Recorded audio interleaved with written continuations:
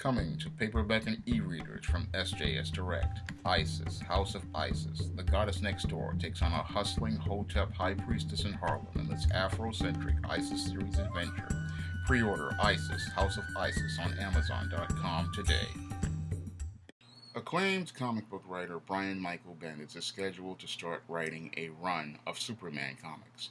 And while I have my issues with Brian Michael Bendis, I have greater issues with Dan Dido and the complete mismanagement of the Superman franchise as related to the DC Comics publication division.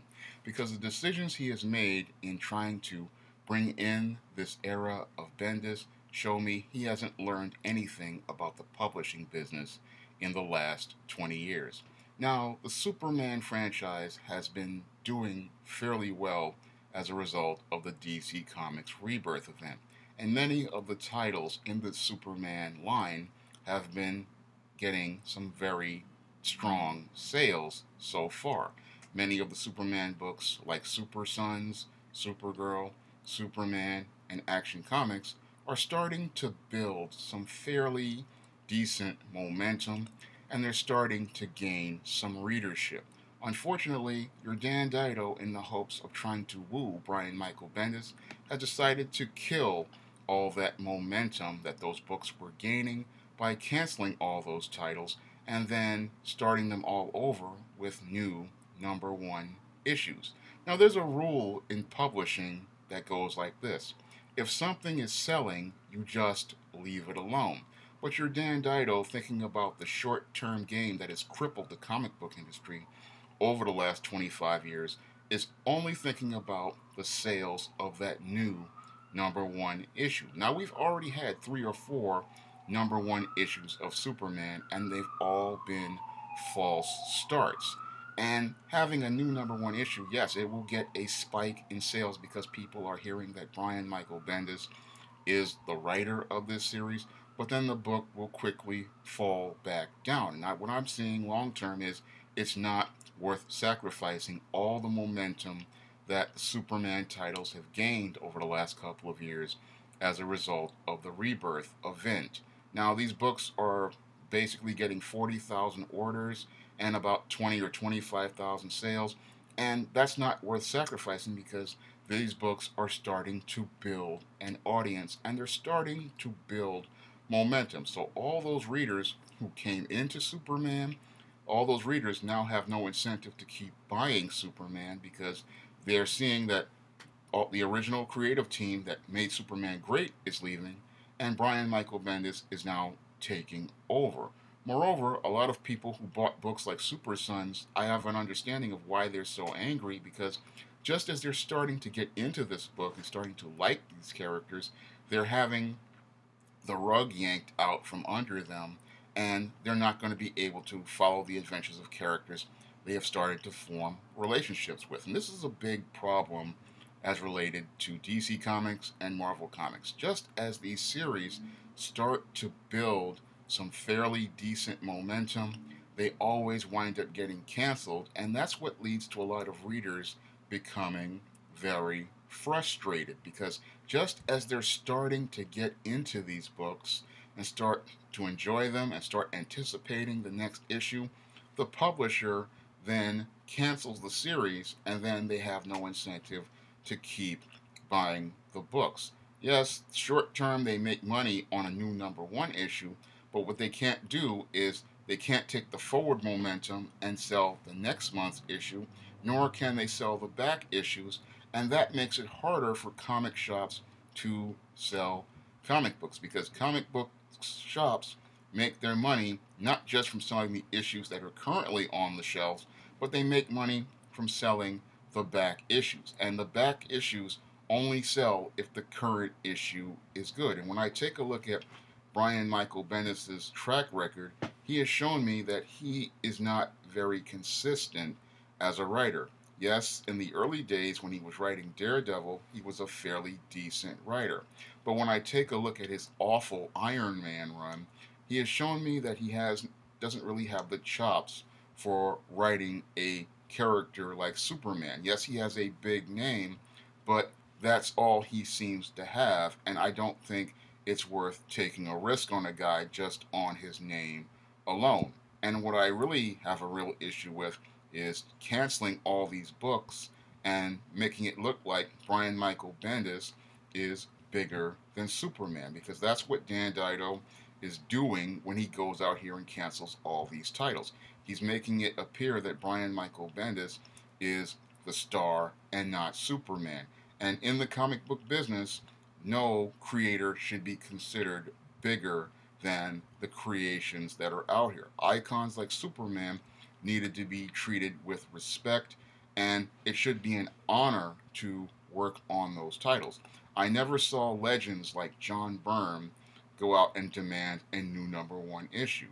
I never saw legends like Walt Simonson demand a new #1 issue. No, those legends and icons like John Byrne, Walt Simonson, Kurt Swan, George Perez, and many others picked up on the most recent issue and then started their run.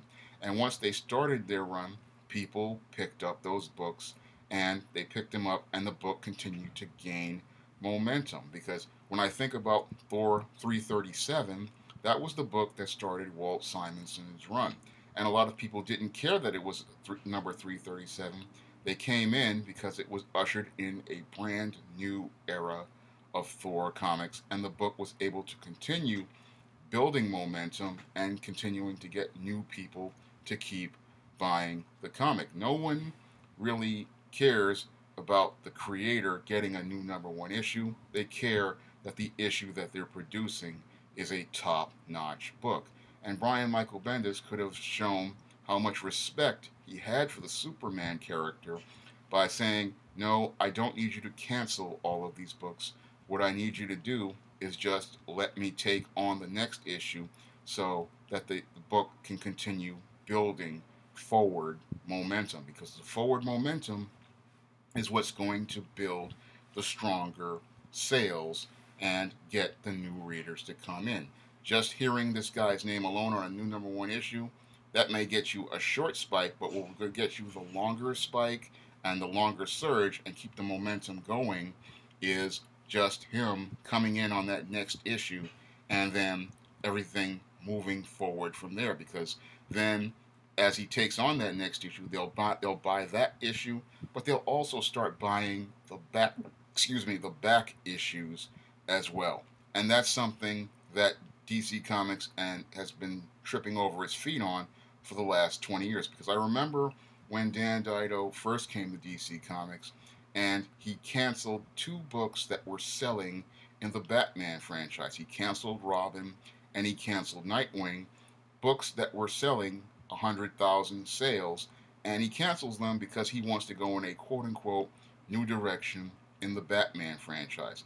And then over the last couple of years, the Batman franchise completely went into decline and sales went into decline, and it wasn't a smart move from a publisher's perspective.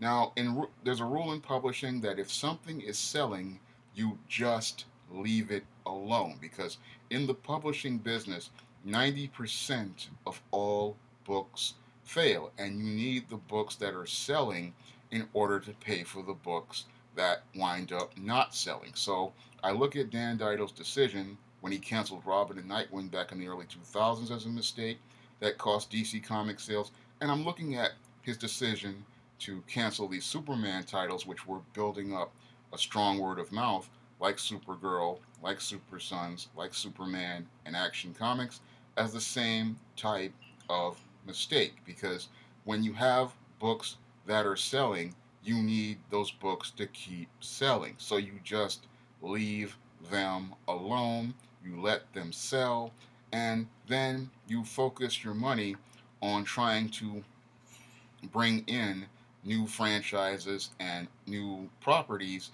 so that they see how they do, but you leave the books that are selling completely alone and let their momentum continue to drive the sales. These books were building strong word of mouth, they were building an audience, and there was no real reason to cancel them.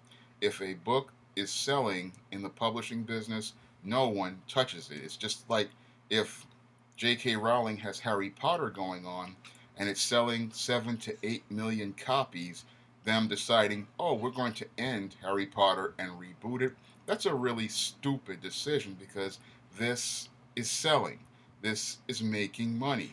And what I see with the comic book industry is that they trip over their feet in the hopes of getting short sales instead of focusing on longer term sales. And when I look at the way Dan Dido has handled the Superman franchise, he has dropped the ball once again in the same way he dropped the ball with the Batman franchise back in the early 2000s. And it shows me he really still doesn't understand how the publishing business works, and he doesn't understand how he is undercutting the already razor thin profit margin, taking a risk on a guy like Brian Michael Bendis, not thinking about the bigger picture as related to the Superman brand, the Superman franchise, and the DC Comics brand, which has suffered tremendous damage by his mismanagement over the last 20 years. Because thanks to his mismanagement, the DC Comics brand went into decline, thanks to him mishandling many of the properties before Flashpoint and the New 52, which led to a decline in sales, and then a further decline in sales with Flashpoint and the New 52. And things were starting to rebound slightly with Rebirth because people were anticipating the return of the old DC universe. But I look at this thing that he's doing with Superman, and it shows me, again, he has tripped over his feet once again and has destroyed much of the momentum that this Superman book was getting. And that's not what a publishing professional would do. A publishing professional understands that these books need to keep building momentum, because momentum is how you generate sales in the long term, because you want to keep building that word of mouth, because that word of mouth not only gets people to come in and buy the newest issue, but it also gets them to come in and buy the back issues. And the back issues are what help keep comic shops open, because each back issue that people go looking for, that gives the comic shop, builds their demand and allows them to raise the price on those older issues, and it also sells trade paperbacks. So I look at DC Comics' editorial, and they're not seeing the big picture as related to the comic book industry. Even though your Dan Dido and your Jim Lee said they want to save the comic book industry, I look at their actions and they don't see how they're hurting the comic book industry long term by doing things like canceling these Superman titles and starting them over, because this is the same type of thing that Marvel has been doing for the last 7 or 8 years, and that has literally sucked out all the energy out of Marvel Comics, sucked out all the enthusiasm out of Marvel Comics, and prevented them from building strong word of mouth. And the only way you're going to get people back into the comic book store or back on Amazon to continue ordering trade paperbacks and comics is you have to build the word of mouth. And the only way you can build strong word of mouth is by building momentum. If you don't have any momentum where each issue is selling the next issue and then each issue is selling the back issues, you're not going to be able to build the word of mouth among not only comic fans but casual readers and get them interested and excited about this character, because this is the big problem I have regarding Brian Michael Bendis and the way Dan Dido and DC's editors are handling him. They are putting Brian Michael Bendis above Superman, and Superman should be the hero and the main focus of his title. People should be buying Superman because they see Superman as a great character, not Brian Michael Bendis as the writer. They should be coming in because there are great Superman stories being published and great Superman adventures, and the hero isn't coming first as related to the handling of Superman. And this also is slowing down the momentum for the sales. People were looking at Superman and Superman related characters, and that needs to be the primary focus. This is why I have a big issue with people putting creators on pedestals.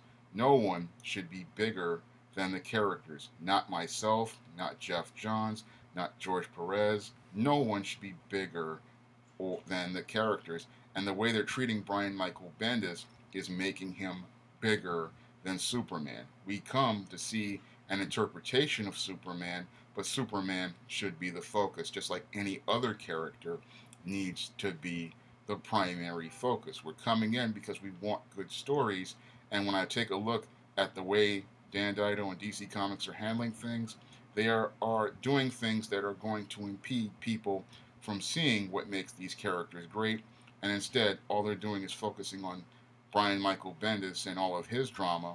And his drama is one of those things that really sucked all the energy out of Iron Man and destroyed the momentum that that book was starting to build.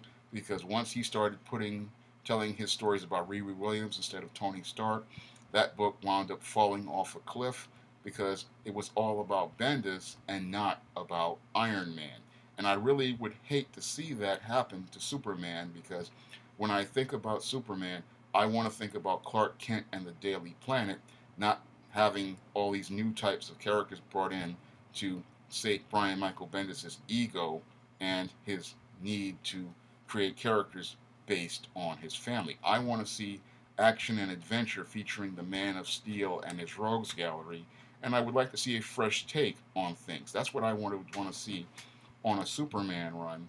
I don't want to see a Riri Williams type character in Superman, nor do I want to see all sorts of splash pages with big chunks of dialogue. I want to see a really good story. And when I take a look at this whole way that Brian Michael Bendis is being handled on Superman, I have a feeling that we're not going to get good Superman stories unless there's a strong editor. But I look at the way that they're um, pandering to him, and it's looking like they're not taking the lead over at DC Comics to make sure that readers get the best quality Superman stories possible. When I look at the whole way that this Brian Michael Bendis is being handled and the way Dan Dido is handling him, it's showing me that nothing much has changed as related to the comic book industry and that insanity is still a part of the whole comic book business. The definition of his insanity is doing the exact same thing and expecting a different result.